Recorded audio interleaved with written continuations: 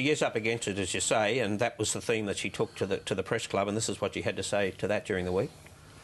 What I said before the election, I can't unsay now. Nothing ever gets easier by putting it off till later.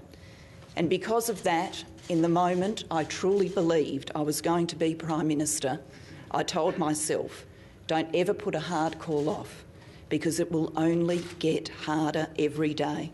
And if you don't do what's right for this nation, then you shouldn't be Prime Minister.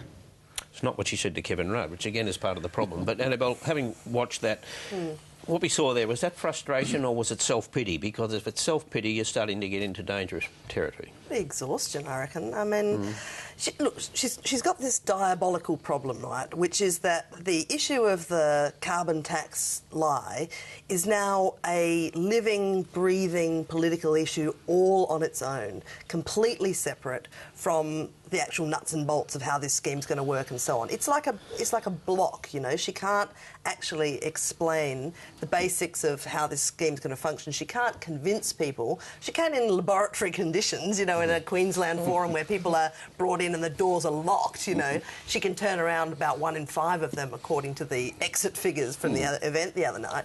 But apart from that, it's this thing that stands in the way. So what you can see her doing there at the press club is trying to kind of deflate it in some way, to talk people around it, to explain to them why she said what she said. And humanise it. Cut me, do I not bleed? I mean, that's essentially the lines. I don't really think it worked. The whole Shy Girl thing, I don't think worked all that well. I mean, you know, she put her hand up to be Prime Minister. Exactly. How shy can she be? But I think it's a more substantial issue. If you go back to Lenore Taylor's original report in April 2010, Labor dropped the ETS because they thought they would lose the election.